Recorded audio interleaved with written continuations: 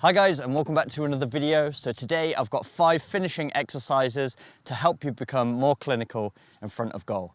Just before we get into the exercises, I want to say a huge thank you to Squarespace for sponsoring today's video. Squarespace is where I built my very own website, 7mlctraining.com. And from websites to analytics to marketing tools, they're the all-in-one place to grow your online presence and manage your business.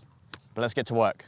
So when it comes to finishing, mastering accuracy is going to serve you a lot better than trying to blast the ball as hard as possible. The best strikers in the world know that multiple goals is going to be more beneficial for the team than trying to score 2 or 3 really nice looking goals per season. You get the exact same amount of goals if you smash the ball top corner than you do if you roll the ball past the goalkeeper with the inside of your foot.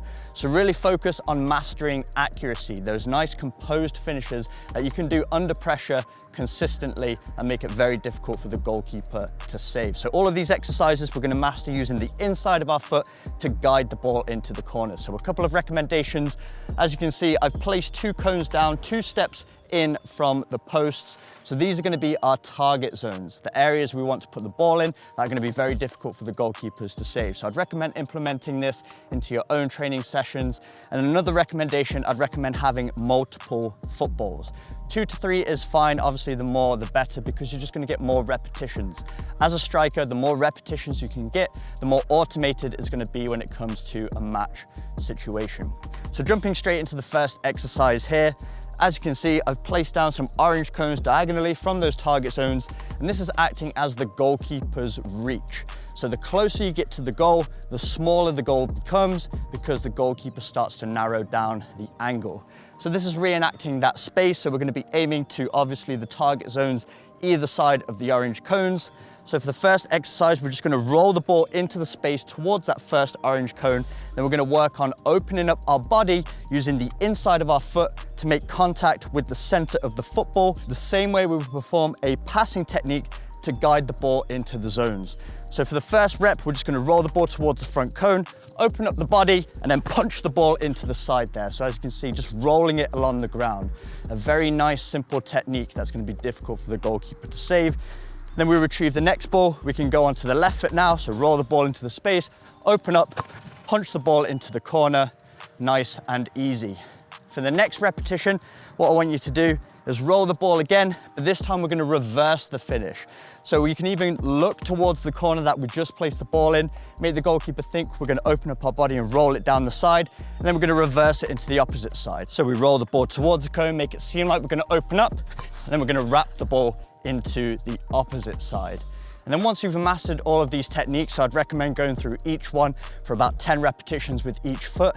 Now we can start to be a little bit more deceptive with our finishing to make it even more difficult for the goalkeeper. So something we can do is we can stutter step right before we strike to freeze the goalkeeper. So instead of striking the ball right away, we can make it seem like we're going to strike and then open up the body and finish. And then another thing we can do, we can start to minimize our backswing. So if our backswing is really high, it's a big indicator for the goalkeeper that we're about to strike the ball. So it gives them a chance to set themselves. So if you can really minimize that backswing, so it's a short back lift and snap through the ball, it's just going to give the goalkeeper less time to react. So as we roll the ball, instead of a big backswing, it's just a quick one into the corners. So these are some things you can implement just to make your finishing a little bit more unpredictable. So for all of these finishes, I'd recommend going for 10 repetitions with the right foot and then 10 repetitions with the left.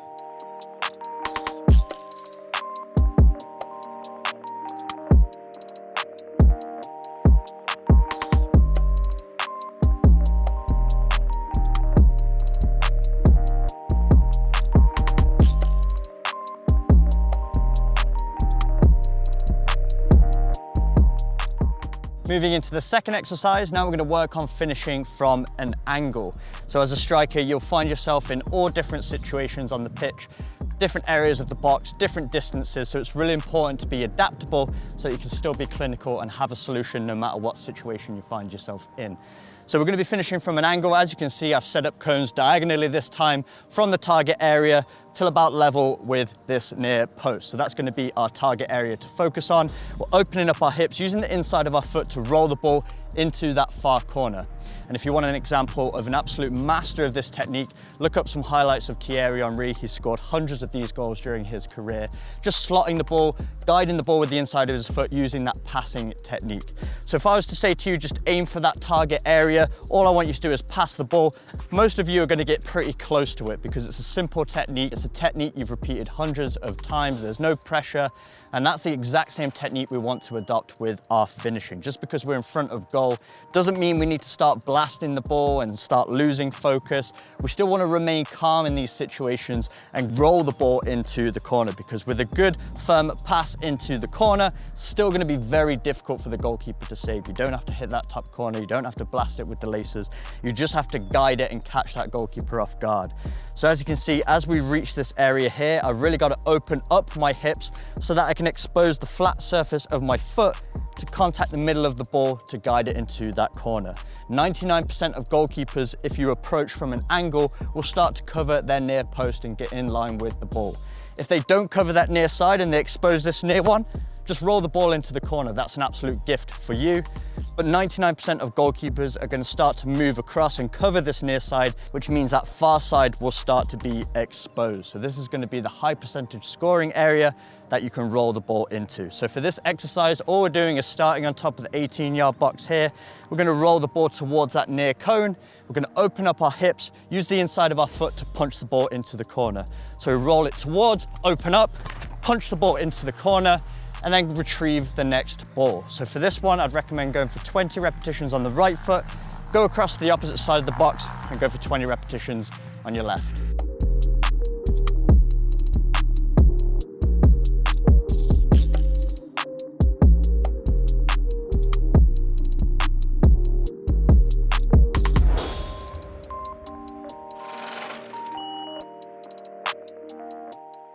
Moving into the third exercise, now we're going to work on striking the ball across goal.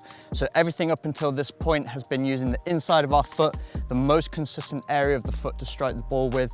But now we're going to start to involve a little bit of power. So when we're in this situation where the ball is a little bit wider, so a bit too wide to be able to open up our hips and roll it far post, sometimes we need to add a little bit more power into the shot so that we can beat the keeper on the far post.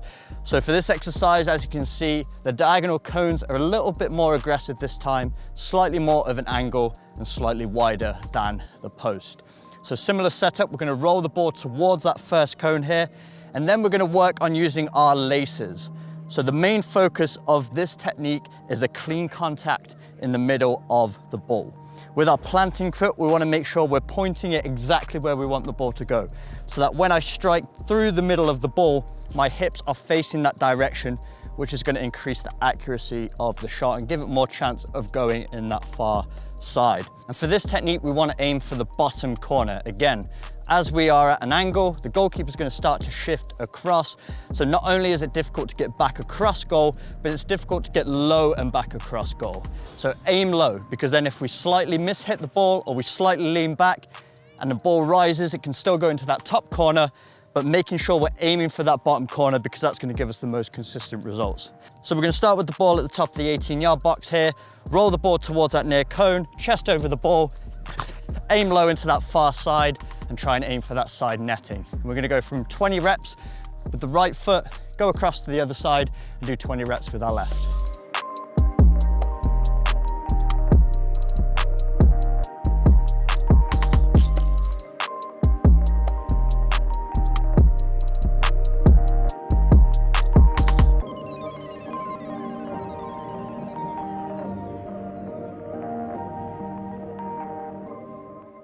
Moving into the fourth exercise, we're going to work on reverse finishing. We touched on it in the first exercise where we were showing as though we were going to hit the ball with the inside of the foot to the near post, and then we went across our body into the opposite side. Now we're going to really work on that technique, because if you get this one right, it's such a valuable asset for you as a striker. If the ball is coming along the ground and you've made a run, you've changed direction, and you can wrap that ball across goal into the far side, it's going to be very difficult for the goalkeeper to save. So the key with this technique is, as we strike the ball, we need to cross our feet. As you can see, the ball's in a very awkward position. Our hips are facing away from the goal, so we need to be able to steer that ball in the opposite direction. So to allow us to do this, as we strike through the ball, we're crossing our feet so that we can wrap it into the far side.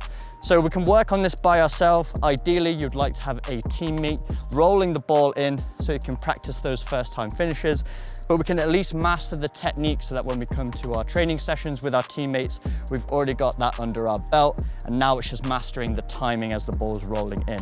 So we can work on this by shifting the ball out of our feet, making sure we're shifting it so that our hips are facing away from the goal. I've set up these cones just as a target area, so we can shift the ball to that first cone, and then we need to open up our hips and then wrap the ball into that far side. Again, we really want to keep the ball low, because if we slightly mishit it and raise the ball, it can go in the top corner. But if we aim for the top corner and then we mishit it, it's going to go over the bar. And then if you have a rebounder or a teammate and you want to start working on this in a more match realistic way, you can have the ball come in first time, so it's rolling along the ground, and then you can hit it into that far post. But really look at my feet. As I strike the ball, my feet cross over each other. So I strike the ball with the inside of the foot, more on the instep this time, and I'm crossing over my feet so that I can get into the far side. But again, keeping my chest over the ball so I can keep it low, and then landing back on my kicking leg. So as the ball comes in, make sure you cross over your feet into that far side, aiming for the side netting. Go for 20 repetitions on the right foot and then 20 repetitions on your left.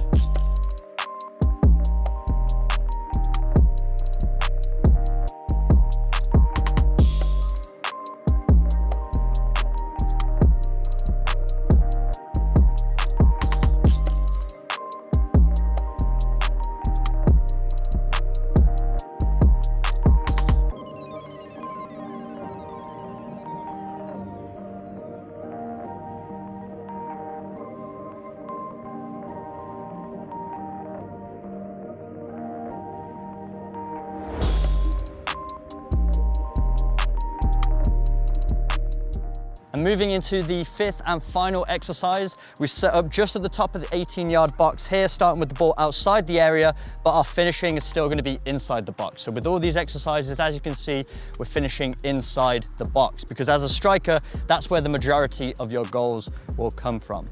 Even the top level strikers, the majority of their goals are inside the 18, typically between the penalty spot and the 6-yard box. So you're close to goal, just guiding the ball into the corners, practicing, finishing the ball at different areas inside the box. So this is the setup here. We've got a box, each cone is 2 steps apart all the way around. And we're just gonna work on shifting the ball out of our feet to create a yard of space and then getting the snapshot off as quickly as possible. So when you're inside the box as a striker and you receive the ball to feet, sometimes you might be faced with the defender, and your goal is to just shift the ball slightly just beyond their reach and get that shot off. You're not always supposed to beat the defender, or you don't need to. Sometimes you just need to create that little window so that you can bury the ball in the back of the net. So this exercise is great for working on those snapshots. So we'll be on the edge of the 18-yard box here. So we're going to take 1 touch into the box, 1 touch out of the box, and immediately step into the strike. We're not pushing it outside this box here, taking a bunch of steps or another touch, because that's going to waste time and give the defender a chance to recover. We're immediately trying to get that shot away, because it will catch the defender off guard and it will catch the goalie off guard. So this is an example here. So we touch, and then finish into the back of the net. Again, we've left the cones there because we're aiming for those high percentage scoring areas, but with a snapshot, just getting it on target is the most important thing, because if you catch the goalie off guard and they're not set, it always has a chance of going in the back of the net. So for this exercise, I recommend going for 20 repetitions with your right foot and then 20 repetitions with your left.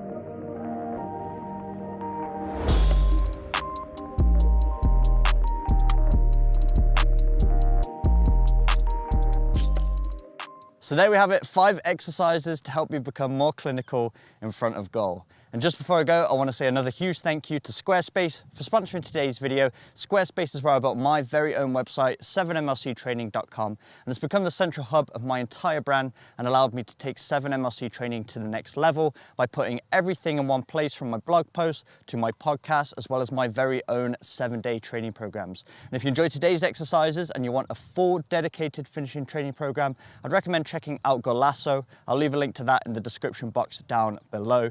But if you've ever considered building a website, you don't know where to start, make sure you check out Squarespace, because they make it so easy with all of their templates and online support so that you can represent your brand in the best way possible. And if you want 10% off your first website, make sure you check out the link in my description, www.squarespace.com/7mlc, and get 10% off that first website. But if you enjoyed today's video, make sure you smash the like button, hit that subscribe button for weekly training videos, and I'll see you guys in my next video.